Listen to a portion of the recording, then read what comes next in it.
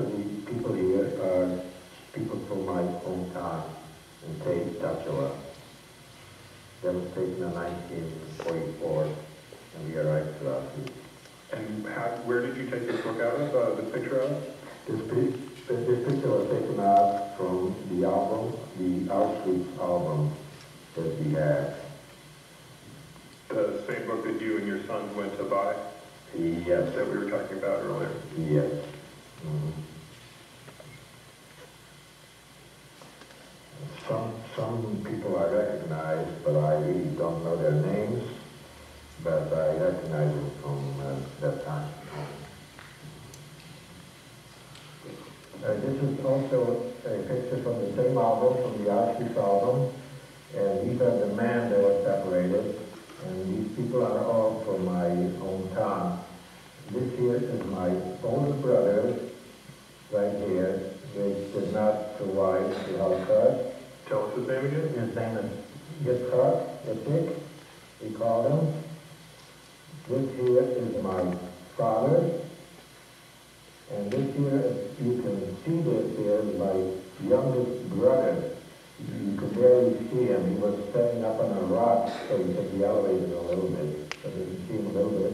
And I myself am right here between these two people. That's me. And the rest of the people are also from my hometown. Tell me a little bit more about this picture.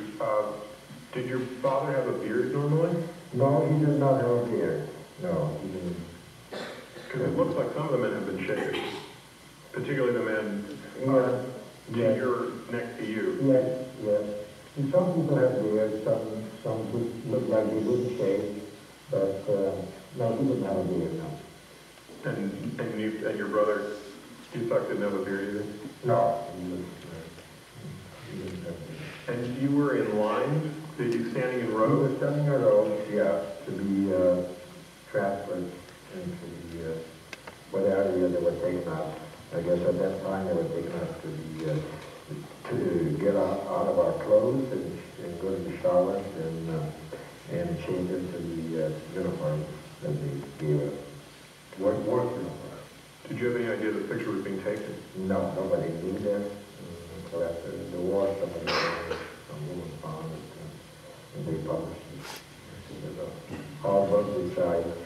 The same book myself and my son, we took it to Israel and we went to the other exam and we kind of showed them all the people and go down their names that I remember in the war and they put in the archive.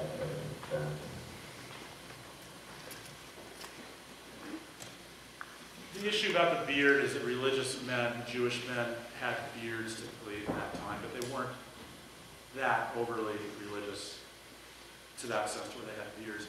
I can't tell you strongly enough really what a miracle it is to have this book, because most survivors, there are no pictures of the families, no evidence. It's extremely rare. This was one train transport out of thousands, day after day after day. And just the miracle that that woman found the pictures back in 1944, that they were published, that people have found them, they're able to identify names and pictures. It's really a miracle. I told my dad at the time, I guess it's like finding a needle in a haystack. And he said, no, it's like finding a needle in the whole world. I mean, that's how rare he thought it was. Had no pictures of his father and mother until he found that. So, okay, there you go. I mean, quite a life experience for a 17-year-old. Very unfortunate. So you guys should all feel fortunate.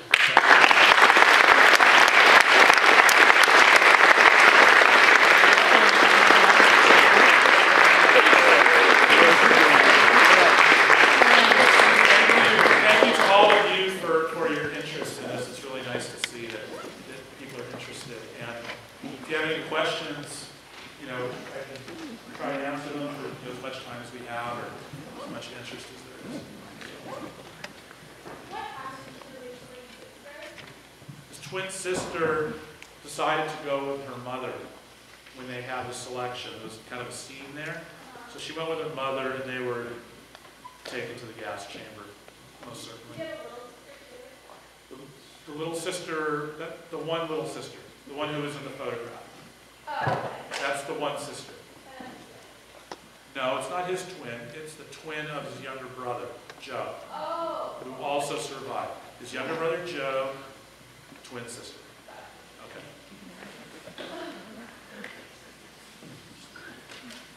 Did you ever have any other encounters with Joseph Mengele, or was that like the one time you met him? I think that was the only time. I don't think he did the selections on the work days. I think he was pretty much making the decisions at the camp and then looking for people to do experiments on. Yeah? You said he was 17 when he went into the camp, and he was also 17 when he came out. So how long was he there for? He was only in the camp from April through December or January, so several months. Remember also I said he lied about his age to say he was 17 to get on the youth program, so he was 18. Later that year, 1945, but he like I said, took a year off. Yes? When did your children, when did you expose all of this to your children? That's a real good question. Myself growing up, I didn't know a whole lot, I'd say, until high school age. I knew that my dad was in the Holocaust, didn't know too much about it. His wife, my mom, was American born, so there weren't two Holocaust survivors in the home. Because I know that a lot of people growing up with Holocaust survivors had all kinds of interesting, situations. We never had that or experienced that. But we became more interested in it when we were in high school, started asking some questions.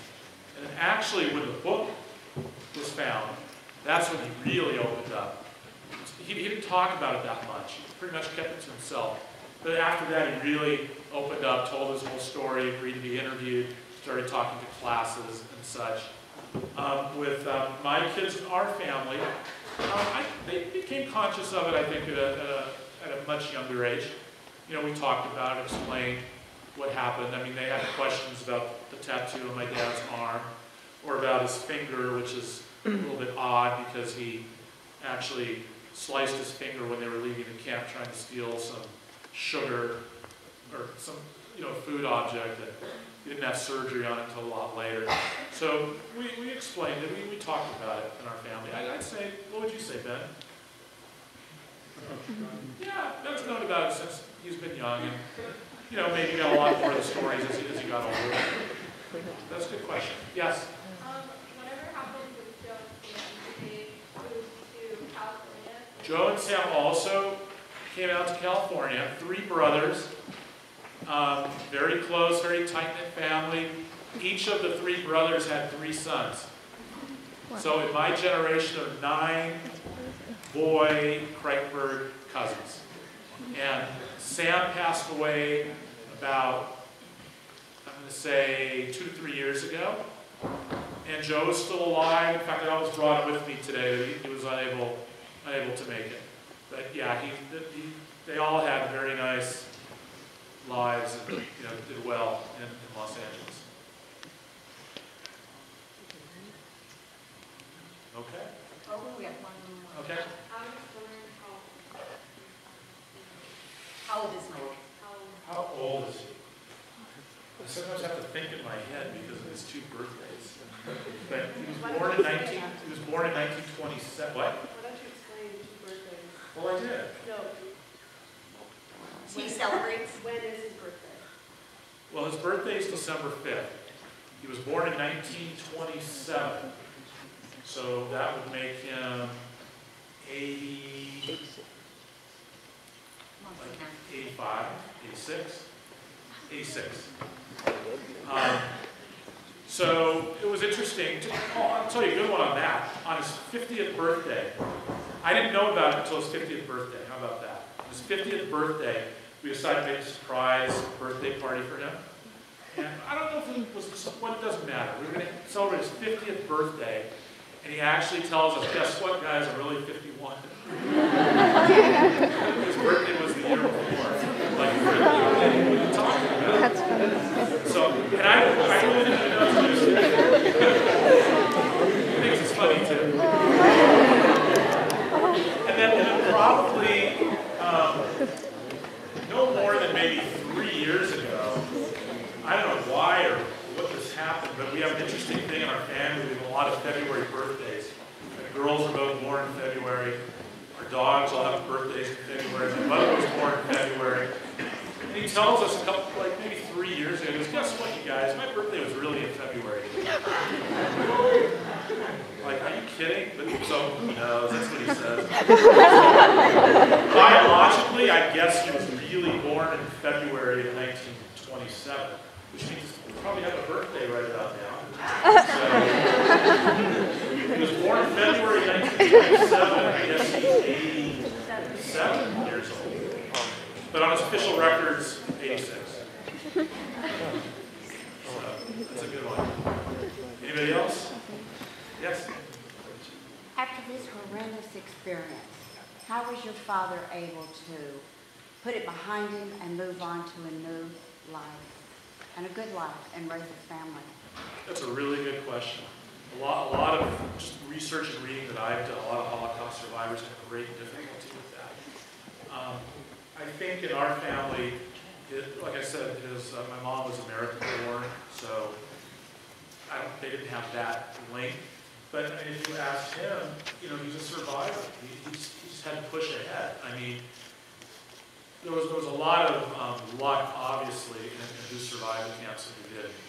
If somebody, takes you to a gas chamber, points a gun at you, and shoots you, you're going to die, whether you're, a survivor, a hard fighter, or not. But I think of the people who did have a chance to survive. The literature seems to say that those people really were obsessed with surviving and had to survive, because a lot of people didn't. A lot of people, gave up.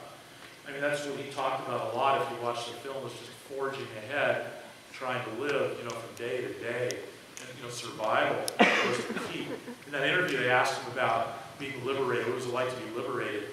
And he said, I guess it was great, but all I was thinking about was, how am I going to survive? Am I going to get something to eat? So I think he did a real good job of that, because I don't feel like he burdened. You agree? I don't think he burdened us kids at all with it. We knew so little about it. I mean, I'm sure, like he says in the film, he carried it around with him his whole life. How can you not? But he just willpower and forging ahead and trying to make a better life. And I think he also, if he would tell you today, he had faith ultimately in humanity and belief in God. A lot of Holocaust survivors don't believe in God anymore. But he said on the tape, that he believed, and he just has faith in humanity through that German officer that actually helped him and survived, helped for some reason. We don't know why. But in fact, one of my daughters wrote her college essay on that, about his faith in humanity in horrible conditions. But he just seemed to have faith, and faith that somehow faith in God got him through, and that land of Israel was formed, which was very important to the Jewish people and to people of his era, where there was no homeland, there was no Israel, that evolved out of the Holocaust as a positive. So I guess just that strength to forge ahead and survive. What a remarkable man. Thank you. To deal with anger in a way Yeah. that helped him see the good in humanity. Yeah. It's remarkable. Yeah, it is. Mitch, I'm going to ask you to entertain one more question, because my mother is here from Northern California and it's her birthday today. So she could be our last question. Okay, great. Sadly, there are skeptics. Right. That's what I've heard. Right. Did you ever hear your father's reaction to that? I can't say that I recall his exact reaction. I think his reaction, if there was one, would probably just be to wave it off, nonsense. Kind of, the way he would have been. But that's the reason that the Spielberg Foundation did what they did, to record these events before all the Holocaust survivors, aren't here anymore. So that, sure, there are people who question 6 million, they question every part of it, whether the camps even existed. But, you know, if all that people can do is get out and speak like we're trying to do, preserve the evidence. And that's why I think the photographs are so powerful. Because anybody who knows my dad can look at that and know that that's him. It just is, right? So people can say whatever they want to say, right? People can doubt, deny. It's going to be impossible. But I think the vast majority of people obviously realize it's a fact that these things happen. And I think it would greatly upset him, but he probably I don't recall actually discussing with